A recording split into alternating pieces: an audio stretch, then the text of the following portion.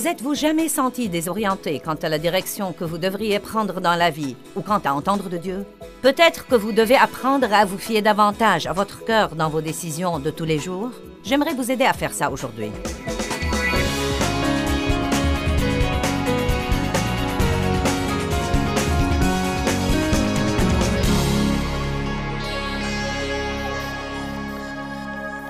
C'est très dangereux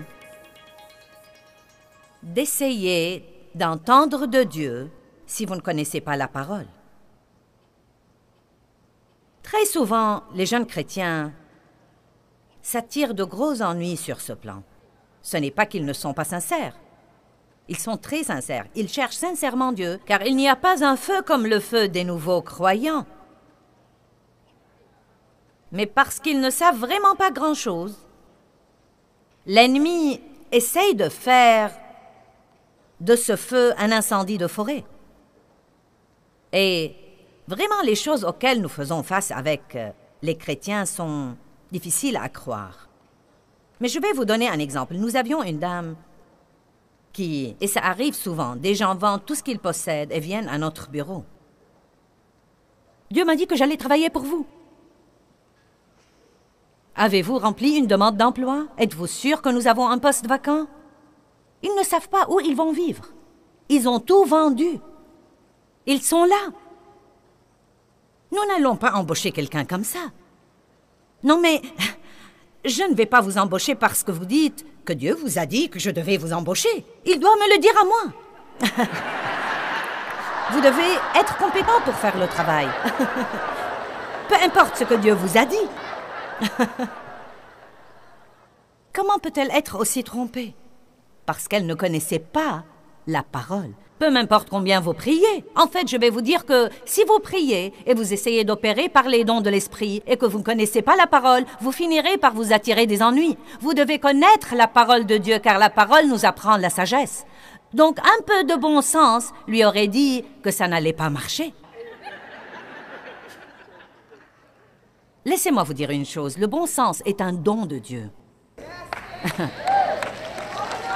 Non, mais c'est vraiment un don de Dieu. C'est ce dont parle le livre des Proverbes quand il dit d'acquérir l'entendement. Plus que toute autre chose dans la vie, acquérir l'entendement et l'intelligence et le discernement et la discipline et acquérir la sagesse et la connaissance plus que toute autre chose que vous recherchez dans la vie. Ne faites pas des tas de trucs stupides. La Bible dit que quand vous devenez chrétien, vous devez renouveler votre pensée. Elle ne dit pas de l'éliminer.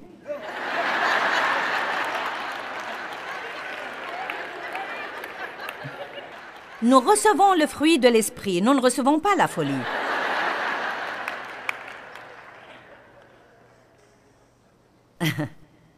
Nous voulons tous savoir ce que Dieu nous dit. Eh bien, suivez la paix, qu'en pensez-vous?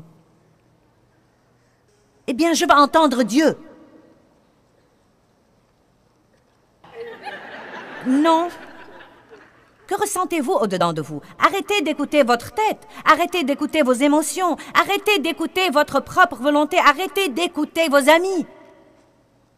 Arrêtez d'essayer d'entendre des voix et dites simplement « Qu'est-ce que je ressens au-dedans de moi ?» J'ai fait dernièrement la signature d'un de mes livres dans une ville et la troisième personne dans la queue de la signature du livre m'a dit « Non, mais je signais ces livres aussi vite que possible et les gens prenaient des photos et je les saluais. » Et 3 personnes m'ont dit « As-tu un mot pour moi? » Je me suis dit « D'accord, je sais ce que j'ai là. J'ai un groupe du même endroit où chacun aime et doit donner un mot à l'autre. » Je leur ai dit « Oui, j'ai un mot pour vous. Il est dans le livre que vous venez d'acheter. Lisez-le chez vous. »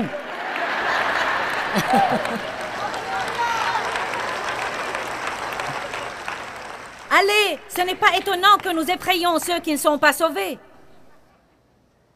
Nous traînons avec notre casque à écouteurs, nous murmurons en langue, « Le Seigneur soit loué, gloire à Dieu, Alléluia, merci Jésus. » Ayons un peu de bon sens, amen. Bonjour. Une des plus grandes bénédictions du Nouveau Testament, c'est que nous ne sommes pas obligés de passer par quelqu'un pour arriver à Dieu. Il vient lui-même à nous tous et il vit au-dedans de nous. Et il dit, « Je mettrai mon esprit en vous et c'est un esprit de sagesse. » La meilleure façon d'entendre Dieu, c'est de savoir ce que dit ce livre. Et quand vous demandez à Dieu ce qu'il veut que vous fassiez, c'est génial s'il décide de vous parler d'une voix audible. Ceci ne m'est arrivé que 2 ou 3 fois dans toute ma vie avec Dieu. La plupart du temps, si vous voulez la vérité, c'est toujours terriblement silencieux. Si Dieu ne vous a rien dit depuis 5 ans, continuez à faire ce qu'il vous avait dit à la dernière fois où il vous a dit quelque chose. Car faites-moi confiance, quand il veut dire quelque chose de nouveau, vous le saurez. Je suis arrivée à la conclusion que si Dieu ne dit rien, c'est que je me débrouille bien. Parce que sinon, il fera le nécessaire pour me le faire vite savoir. Donc je crois que si papa est silencieux, c'est un bon signe. Oh Seigneur, aide-moi, je ne prêche pas mon message, mais je vais essayer d'y revenir tout de suite.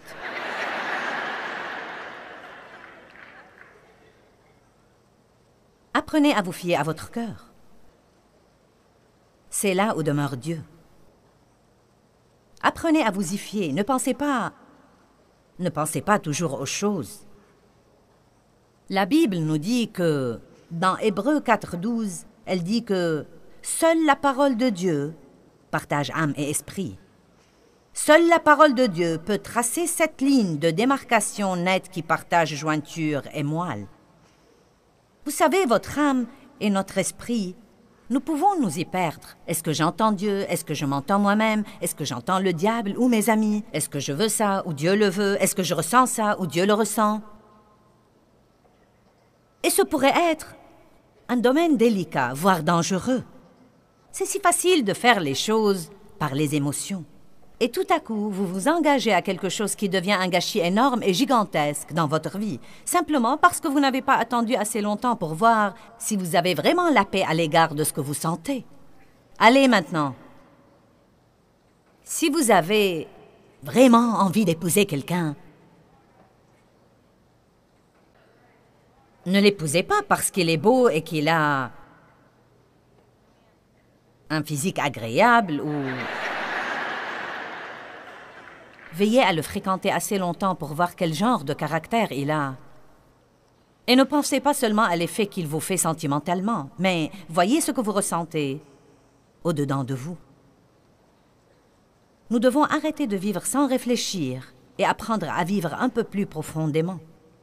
Puis-je vous dire une chose? Quand vous allez au-delà de ce que vous voulez, vous pensez et vous ressentez, et que vous commencez à faire ce que dit la parole indépendamment de ce que ça vous fait, vous prendrez de bonnes habitudes et vous vous débarrasserez des mauvaises habitudes, et cela vous prendra à un point où vous recevrez beaucoup de bénédictions. Et vous aurez non seulement ce dont vous avez besoin pour avoir une vie prospère, mais encore vous aurez un surplus qui aidera tous ceux qui vous entourent. Allez maintenant, rendez gloire à Dieu.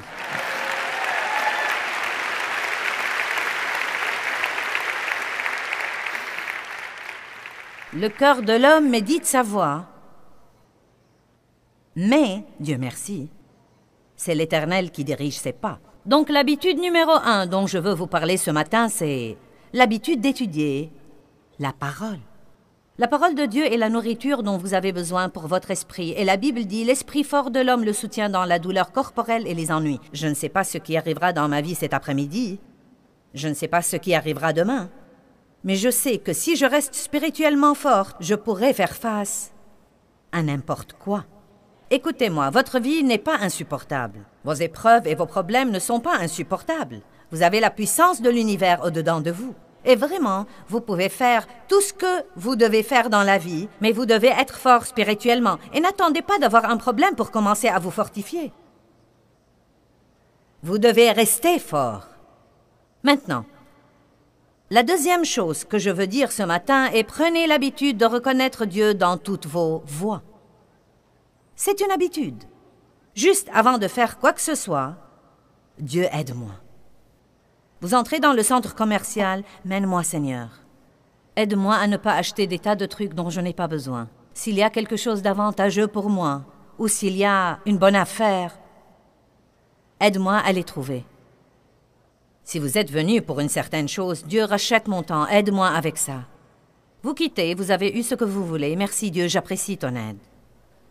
Prenez l'habitude de parler à Dieu de toutes choses. C'est ce qui nous donne cette relation personnelle, intime avec Dieu. Ça ne sert à rien d'aller à l'église le dimanche et d'oublier Dieu le reste de la semaine et d'essayer de faire les choses tout seul. Prenez l'habitude d'inclure Dieu dans tous les domaines de votre vie. Proverbe 3, 5 à 7 dit « Confie-toi en l'Éternel de tout ton cœur et ne t'appuie pas sur ta sagesse. Reconnais-le dans toutes tes voies et il aplanira tes sentiers. » Le reconnaître veut simplement dire se soucier de ce qu'il pense. « Seigneur, est-ce que tu veux que je fasse ça? Est-ce le meilleur choix pour moi? » Et ce qui arrivera si vous commencez à reconnaître Dieu, c'est que vous commencerez à dire quelque chose et tout à coup vous sentirez dans votre fort intérieur Vous allez dans une certaine direction et vous faites quelque chose et vous sentirez dans votre fort intérieur. Vous entendrez Dieu. C'est le Saint-Esprit qui incite quelque chose là-dedans et qui vous fait savoir « Ah, ce n'est pas bien, je ne sais pas. » Vous en serez au point où vous pourrez fréquenter les gens et avoir le discernement, où les gens semblent merveilleux, mais vous saurez qu'il y a quelque chose qui ne va pas. Où vous saurez que ce n'est pas bien pour vous. Parfois, quand nous sentons que quelque chose n'est pas bien, ça ne veut pas dire que la personne en question est mauvaise. Cela veut juste dire que ce n'est pas la relation qu'il nous faut. Amen. Prenez l'habitude de reconnaître Dieu dans toutes vos voies. Prenez l'habitude d'être mené par la paix. Oh mon Dieu, je ne supporte plus ne pas avoir la paix après toutes ces années où j'étais exaspéré dans la frustration et le désarroi.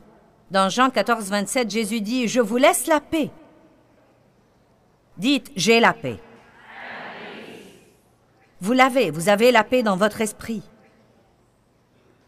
Ce n'est pas avec votre esprit que vous avez des ennuis, mais avec votre âme. Je vous laisse la paix, je vous donne et vous lègue ma paix maintenant. Je ne vous donne pas comme le monde donne.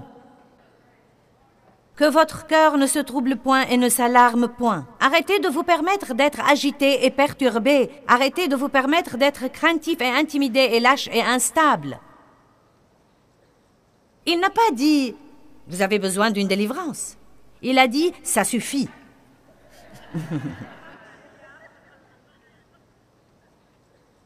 Nous n'aimons pas prendre ce genre de responsabilité. Nous préférons presque croire que nous avons un problème énorme et que nous n'y pouvons rien à moins que Dieu n'intervienne et ne nous délivre miraculeusement. Mais vous pouvez collaborer avec Dieu et vous débarrasser de n'importe quelle mauvaise habitude et prendre n'importe quelle bonne habitude. Qui croit ça? Bien, nous faisons des progrès. Colossiens 3,15 dit que la paix de Dieu préside dans votre vie comme un arbitre qui vous aide à prendre toutes les décisions finales. Donc, l'essentiel, c'est que quand l'arbitre arbitre un match, ça veut dire qu'il a plein de pouvoir. S'il dit que le ballon est out, il est out. S'il dit que le ballon est bon, il est bon. Il est soit out, soit bon. N'est-ce pas? Et nous devons être avisés de cet arbitre. Dans votre vie, le Saint-Esprit qui nous mène tout simplement par la paix. Si vous avez la paix, allez-y.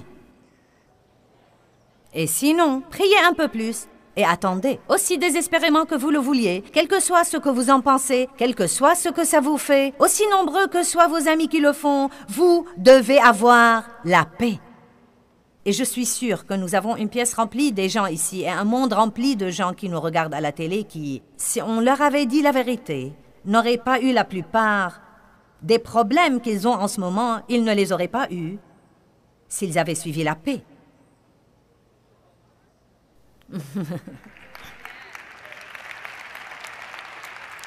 Allez, vous devriez être un peu plus excités.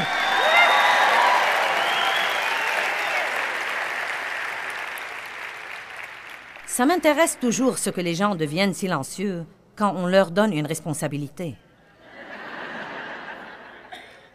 Le royaume de Dieu, ce n'est pas le manger et le boire, mais la justice, la paix et la joie.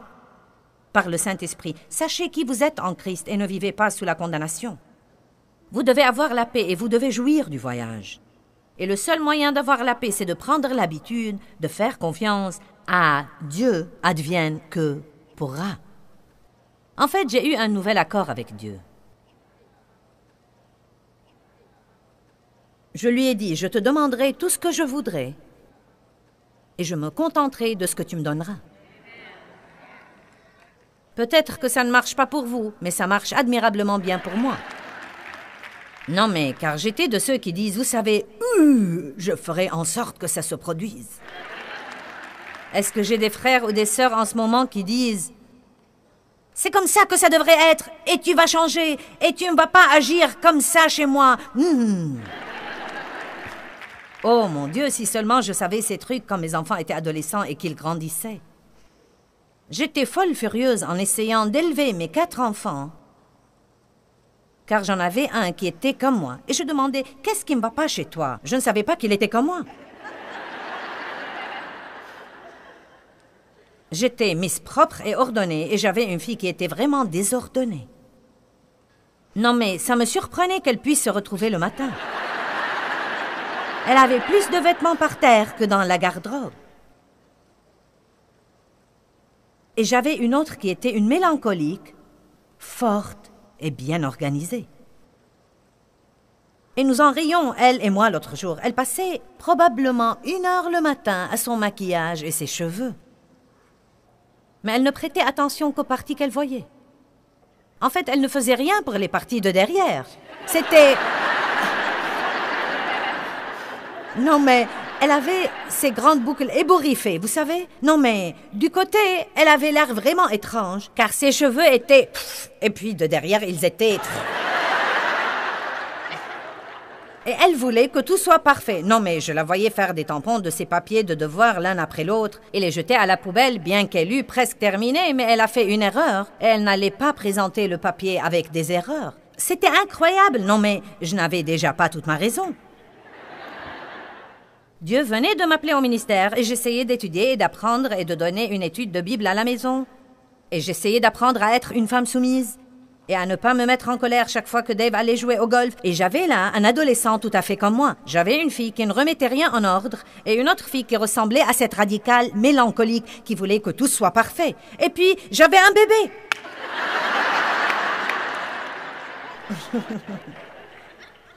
Je n'ai pas eu l'occasion d'aller au séminaire, mais je vous prierai de m'applaudir ce matin pour avoir terminé mes études dans la vie.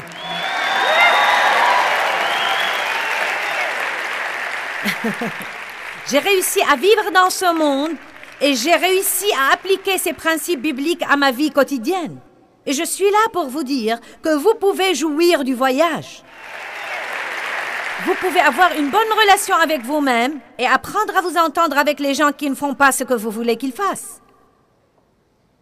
Écoutez ce que Jésus dit. Je vous laisse ma paix. Je ne vous donne pas comme le monde donne, mais je vous donne ma paix. Maintenant, arrêtez de vous permettre de vous mettre en colère tout le temps. Arrêtez. Et vous devez dire aujourd'hui, ça suffit. Je vais me débarrasser de cette mauvaise habitude de me mettre en colère chaque fois que je ne fais pas à mon idée. Je suis passé par là, j'ai fait ça, j'ai acheté le t-shirt et les bandes. Je ne vais plus faire ça.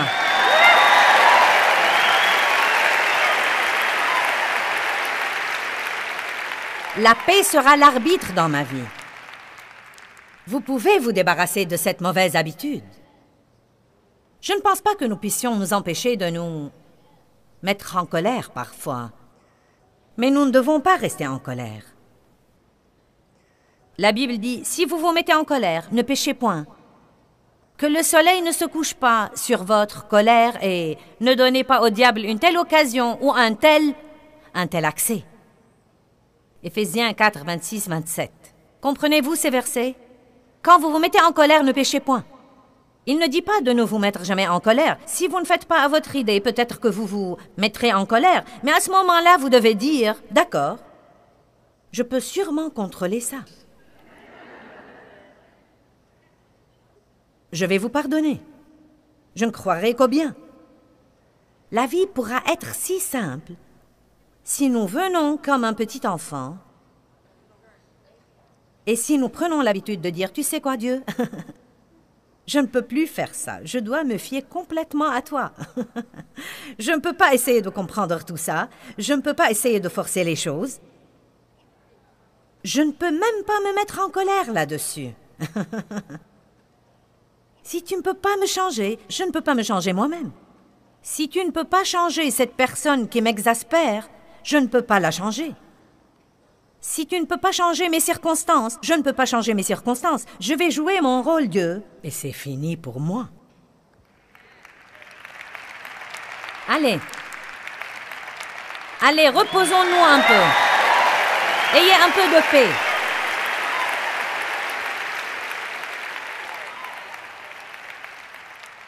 Prenez l'habitude de dire non à vous-même et oui à Dieu. Romains 8, 13, et je vais clôturer là. Car si vous vivez selon les ordres de la chair, vous mourrez sûrement. Regardez-le avec moi. Si vous vivez selon les ordres de la chair, vous mourrez sûrement. Maintenant, il ne parle pas de tomber par terre et de mourir et ne pas respirer. Il dit que vous allez avoir une vie malheureuse. Avec tout ce qui appartient à la mort, misère, pas de justice, condamnation. Donc, si vous vivez d'après ce que vous voulez penser et ressentez, la vie ne sera pas bonne. Mais si vous vivez par la puissance du Saint-Esprit, vous mettez habituellement, vous mettez à mort et vous faites disparaître et vous amortissez les mauvaises actions incitées par le corps, vous allez vraiment et sérieusement vivre pour toujours. Maintenant, c'est comme ça que ça marche. Je me querellais avec Dave. J'allais au lit fâché, et je restais parfois fâché pour des jours d'affilée. Eh bien, la première fois où j'ai fait le bon choix, c'était si dur. C'était si dur de laisser la chose passer et d'aller lui parler. C'est comme si ma bouche était collée. Combien d'entre vous savent de quoi je parle?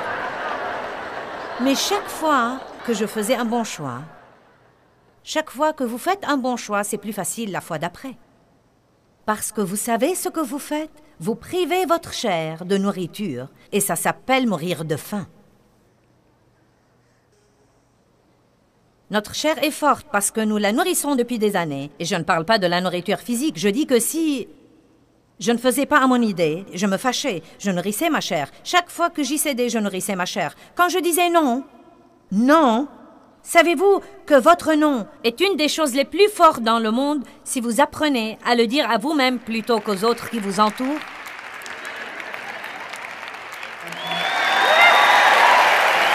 Vous avez compris? Essayez de vous dire non à vous-même.